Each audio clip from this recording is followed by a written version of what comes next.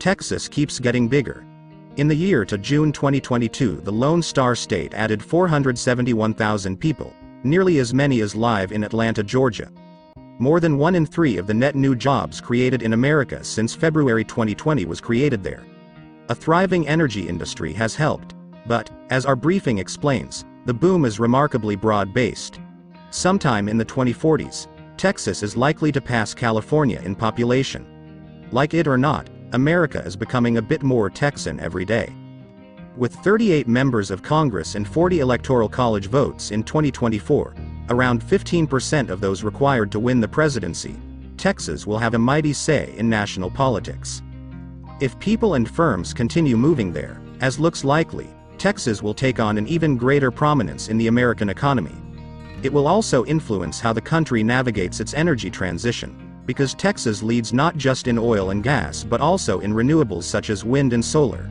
And America's demography will increasingly resemble that of Texas today, where, already, 60% of the population is non-white. If Texas points to the future, what lessons does it offer? One is that its leaders understood earlier than most that companies and people are mobile. Rick Perry, a former governor, went on hunting trips in search of business prey in other states. Greg Abbott, today's governor, has followed suit. COVID-19 highlighted the attractions of a state which was quicker to leave lockdown than many others, such as California, and boasts a cheaper cost of living and fewer restrictions.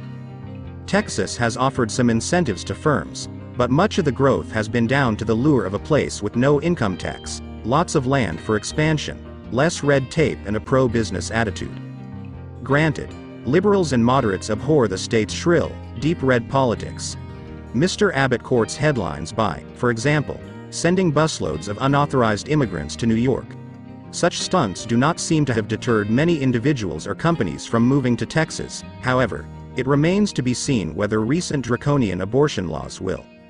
Another lesson from Texas is that nurturing one golden goose is not enough. The oil shock of the 1980s was painful, but the state has since diversified its economy. Finance and property have blossomed. The big cities all have different strengths. Tech in Austin, energy in Houston, finance and more in Dallas.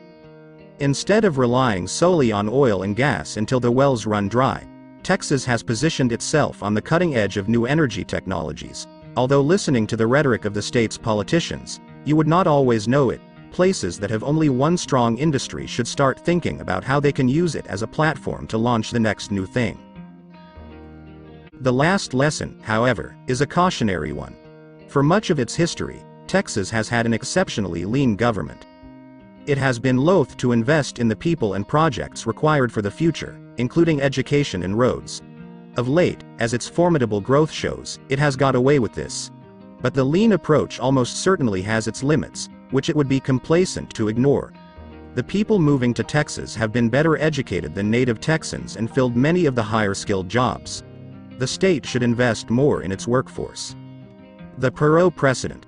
That is what it did in 1984, when a bill promoted by Ross Perot, a businessman and politician, played a big part in the state's successful economic diversification, by revamping education funding and better preparing Texan students for jobs in industries other than energy and agriculture. Texas today has its biggest two-year surplus ever, worth $33 billion, larger than the annual budget of 24 states, so there could be no better time to do something similar for the next stage of the state's development. The debates around culture war issues are distractions from this task. Texas is not a blueprint for all of America. It has oil and gas, enabling it to forego a state income tax. Vast amounts of land help it accommodate companies' expansion. And Texas has plenty of problems.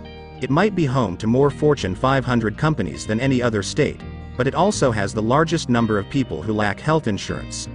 Its politics have shifted to the extreme right, with rules that curb freedom, such as the abortion ban, and are at odds with the state's traditions of small government pragmatism, such as its blacklisting of financial firms that boycott hydrocarbons. Texas's politicians should climb out of the trenches of the culture wars and focus on what the state really needs to secure its prosperity. Astute, targeted investments in its people and infrastructure will help the Lone Star State shine even more brightly. The future of Texas, as with other states, depends on leaders taking the long view. In 1946, the American author John Gunther described Houston as mostly ugly and barren, without a single good restaurant and hotels with cockroaches. The only reasons to live in the city, he claimed, were financial. It was a place where few people think about anything but money. This view was widespread at the time, and has lingered well into the 21st century. Forget Houston.